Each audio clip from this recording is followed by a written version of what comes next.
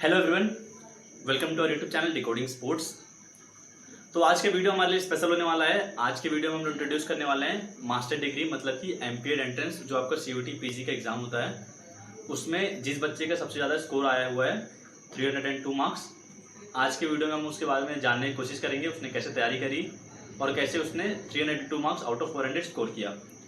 तो चलिए उनसे कोशिश करेंगे, उनसे ज़्यादा इन्फॉर्मेशन प्राप्त करें और आपको भी शेयर करें। So we have with us sitting behind me Mr. Dev Holkar who has secured highest marks in CUT PG entrance जो आपका मास्टर डिग्री का एंट्रेंस होता है, उसमें इन्होंने स्कोर किया है 302 मार्क्स आउट ऑफ 400। तो मतलब जो ओवरऑल होता है CUT PG मास्टर डिग्री का जो आपका सब्जेक्ट कोड होता है उसमें इन्होंने सबसे ज़्यादा मार्क्स स्कोर किया। And he is from Indira Gandhi institute of physical education and new Delhi से, ठीक है, IGI से मतलब इन्होंने किया है अपना ग्रेजुएशन। और जो आपका सेकंड हाईएस्ट था, टॉपर था इस जो CUT PG का एंट्रेंस था मास्टर डिग्री का, उसमें था शुभम राज, वो आपका LNIP का था, ठीक है। तो ये हमारे साथ हैं देव होलकर, करेंटली ये मेरा बैचमेट है, LNIP में हम दोनों साथ में पढ़ाई कर रहे हैं। तो वैसे मैंने तो अभी तक क्लासेस BPED एंट्रेंस के ले रहा था, अब इस साल से हम मास्टर डिग्री का भी क्लासेस लेंगे। तो मैं सोचा कि इनसे एक बार इंटरेक्शन हो जाए, आपको भी हेल्प मिलेगी, कैसे इन्होंने 302 मार्क्स अचीव किया, कैसे तैयारी करी, तो आपको वो हेल्प करेगा, ठीक है। तो उससे इतना कुछ पूछने से पहले आप अपने बारे में कुछ इंट्रोडक्शन दे दीजिए जो मेरे व्यूअर्स को हेल्प करेगा। जैसे सर ने बताया, मेरा नाम देव होलकर है और मैंने अपनी BPED Indira Gandhi institute of physical education sports science से की है। वहीं से मैं गोल्ड मेडलिस्ट भी रहा हूँ 2021-23 बैच का। तो जैसे सर ने बताया कि एमपीएड में मेरे 302 मार्क्स आए हैं आउट ऑफ 400।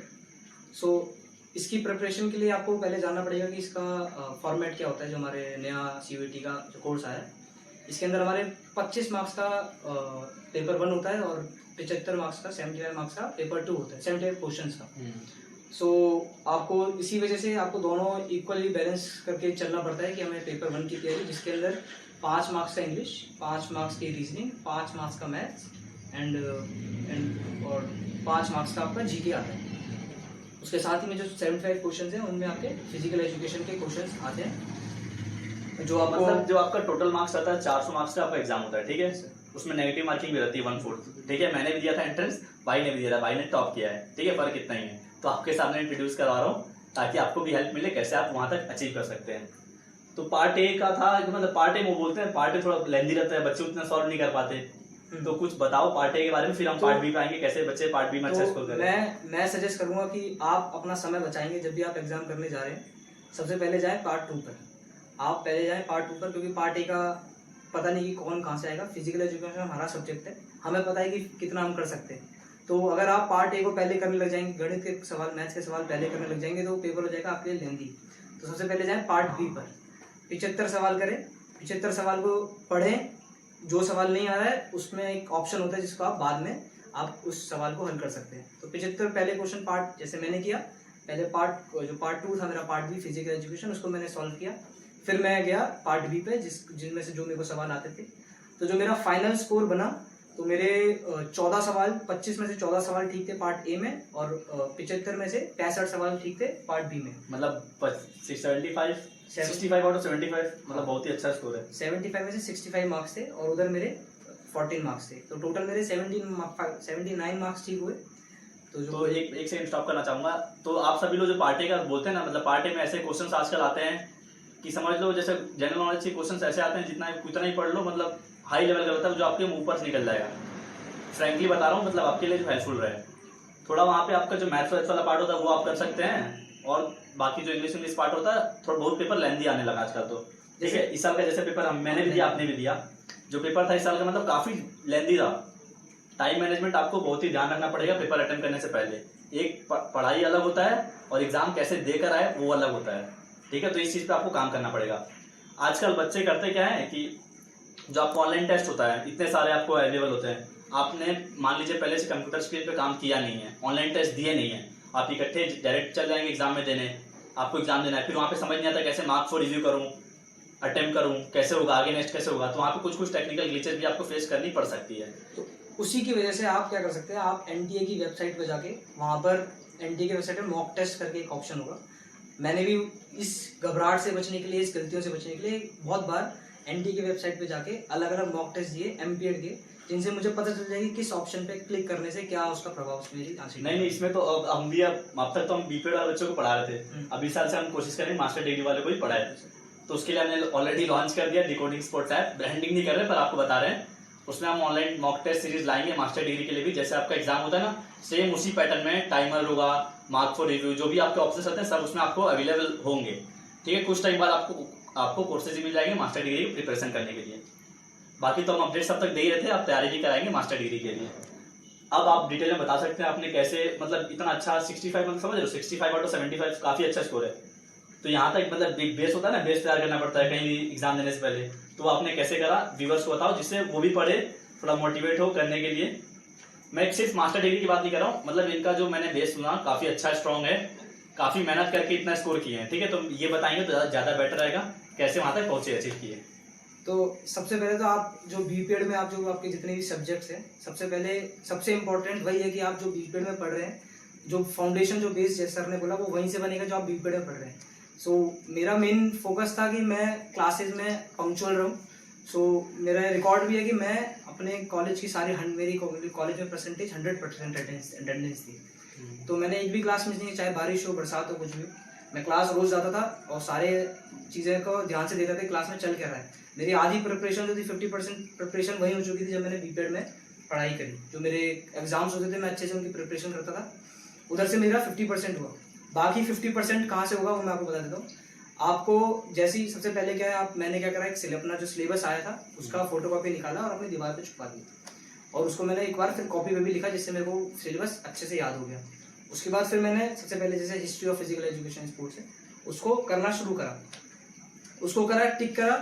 उसके बाद जैसे कुछ किताबें जैसे मैं जिक्र करना चाहूँगा जिनका मैंने मदद किया, जैसे एम एल कमलेश, ए.के. उप्पल, मैंने इनका बहुत उपयोग किया। ए.के. उप्पल में जैसे आप फिजिकल एजुकेशन करने के बाद आपको कुछ चीज़ें मिल जाती है, हिस्ट्री के क्वेश्चन मिल जाएंगे, ऐसे हर एक बुक के बाद कुछ। मतलब आपने हर सब्जेक्ट का अलग अलग बुक प्रीफर किया कि एक ही एम.एल. कमलेश प्रीफर किया? नहीं, मैंने मल्टीपल बुक्स का।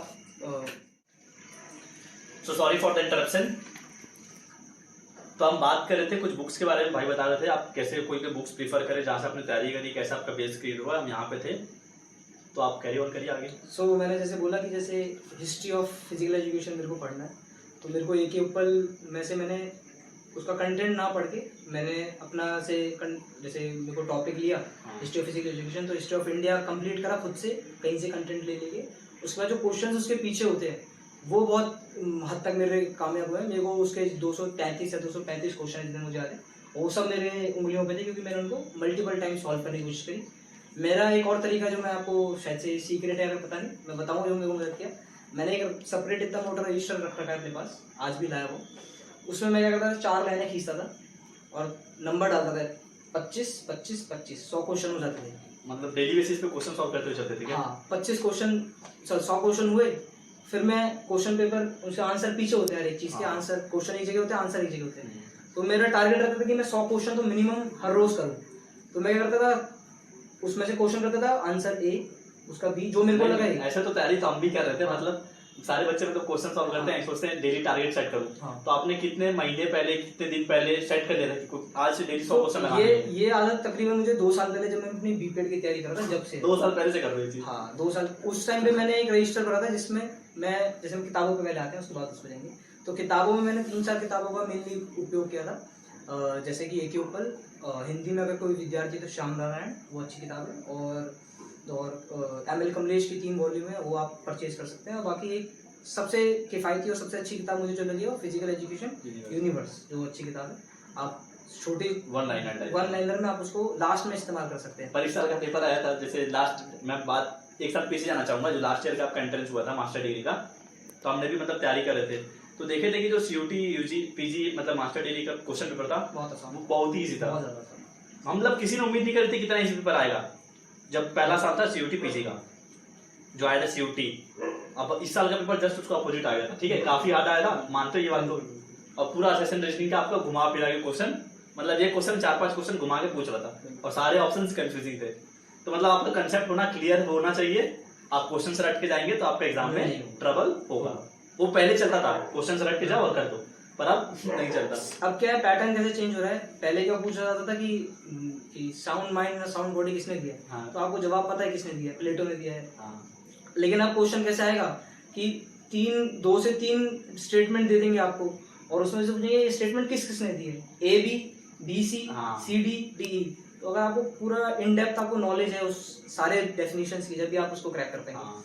तो मैं बता था कि मैंने कैसे क्वेश्चन पेपर सॉल्व किए। हाँ। सो जैसे ही मेरा कोई सिलेबस होता था, तो मेरे पास एक किताब मेरे को कहीं से किसी ने प्रोवाइड कराई थी, उसके अंदर प्रीवियस ईयर के 10 क्वेश्चन पेपर थे, पता नहीं कौन सी किताब थी, मैं आपको सबको करवा दूंगा। तो उसके अंदर बहुत अच्छे से उन्होंने दिया हुआ था क्वेश्चन पेपर। तो मैं जब भी जाता था कॉलेज की तरफ, तो रास्ते में मैं उस समय का उपयोग करके, रास्ते में वो मेट्रो से जाता था, तो मैं मेट्रो में वो किताब उठाता था और कॉपी में मेट्रो में स्टार्ट कर देता था कि मेरे को क्या क्या करना है। तो मैंने जैसे हर दिन मेरे को उसमें 25 क्वेश्चन हुआ करते थे, तो मैं 25 क्वेश्चन रोज करके एक तरह में था, आते वक्त 25 क्वेश्चन, तो 50 क्वेश्चन वैसे हो जाते थे मेरे। मतलब तो ये है कि आपका पढ़ाई का माहौल, कहने का मतलब ये पहले से बहुत ही बेस अच्छा था। वो लेके चलना आपने पड़ेगा। IGI से BSc किया 3 साल का, फिर 2 साल का BPED किया, मतलब 5 साल आपने ऑलरेडी ग्रेजुएशन में लगा दिया, और आपने पूरी 5 साल लग के मेहनत करी है, तब आपका इतना मतलब ऊपर से स्कोर आया हुआ है। बाकी आपको पंक्चुअल रहना पड़ेगा, समय मिले ना मिले, लेकिन समय आपको निकालना पड़ेगा। कुछ ना कुछ चीजें पढ़ते रहिए, आदत ना छोड़िए, क्योंकि बात क्या होती है, जैसे मैंने कुछ पढ़ा, और एक वो है ना प्रिंसिपल हमारा स्पोर्ट्स ट्रेनिंग में, हाँ। प्रिंसिपल ऑफ कंटिन्यूटी, तो वो भी हमारा पढ़ाई में भी काम आता है। प्रिंसिपल ऑफ कंटिन्यूटी क्या है कि आप एक दिन 3 दिन ट्रेनिंग करेंगे और एक दिन रेस्ट ले लेंगे ना, तो वो मतलब जीरो ऑन लेवल 1 पे वापस आ जाएंगे। कंसिस्टेंट रहना पड़ेगा, कंसिस्टेंट रहना पड़ेगा, थोड़ा थोड़ा पढ़िए, चलते रहिए गाड़ी, क्योंकि अभी आपके पास एग्जाम में टाइम है, ठीक है। अभी ऑलमोस्ट 6 महीने, तो 6 से 8 महीने, 6 से 8 महीने रह गए। 8 महीने मान लीजिए है। अभी से भी थोड़ा एक चैप्टर पढ़ोगे खुद से, तो आपका एक बेस अच्छा क्रिएट हो जाएगा, ठीक है। और बाद में काफी सारे टेस्ट सीरीज आपको डिकोडिंग स्पोर्ट्स ऐप पर अवेलेबल होंगे, देखेंगे, कुछ हम फैकल्टीज हायर करें, कैसे भी आपको मतलब अच्छा दे, जो भी देखा जाएगा, कोशिश करेंगे कोर्स भी लॉन्च करें जिससे आपको हेल्प होगा।